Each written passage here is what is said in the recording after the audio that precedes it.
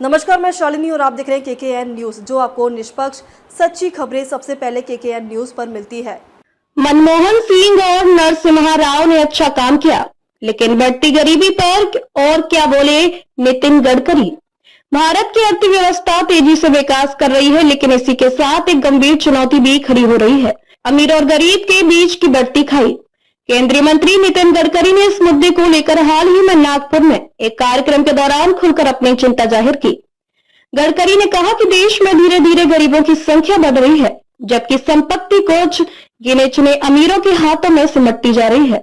उन्होंने इसे आर्थिक असमानता का खतरनाक संकेत बताया और स्पष्ट किया कि अब समय आ गया है कि देश में धन का समान वितरण सुनिश्चित किया जाए।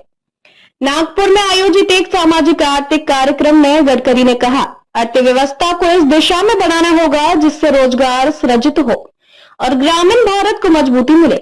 उन्होंने जोर देकर कहा कि केवल विकास दर से खुश होने का समय बीत चुका है, अब जरूरत है समावेशी विकास की। गडकरी ने स्पष्ट किया कि मौजूदा आर्थिक ढांचा सिर्फ कुछ वर्गों को लाभ पहुंचा रहा है।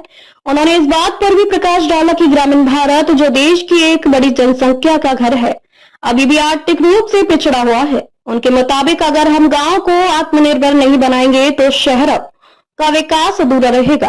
केंद्रीय मंत्री ने देश की अर्थव्यवस्था के 3 प्रमुख स्तंभों कृषि, मैन्युफैक्चरिंग और सेवा क्षेत्र का विश्लेषण करते हुए बताया कि कृषि क्षेत्र, जिसमें 65 से 70% आबादी कार्यरत है, केवल 12% जीडीपी में योगदान देता है। वहीं मैन्युफैक्चरिंग का हिस्सा 22 से 24% और सेवा क्षेत्र का योगदान 52 से 54% है। गडकरी ने स्वामी विवेकानंद का उल्लेख करते हुए कहा, एक भूखे व्यक्ति को आप दर्शन नहीं सिखा सकते, पहले पेट भरना जरूरी है। इस टिप्पणी के जरिए उन्होंने आर्थिक विकास के मानवीय पक्ष को रेखांकित किया। गडकरी ने पूर्व प्रधानमंत्रियों पीवी नरसिम्हा राव और डॉक्टर मनमोहन सिंह के आर्थिक दृष्टिकोण की सराहना की। उन्होंने कहा कि इन नेताओं ने भारत में उदारीकरण की नींव रखी और वैश्विक आर्थिक प्रणाली से भारत को जोड़ा। हालांकि उन्होंने ये भी जोड़ा कि इस दौर की नीतियां संपत्ति के केंद्रीकरण को पूरी तरह नहीं रोक पाई।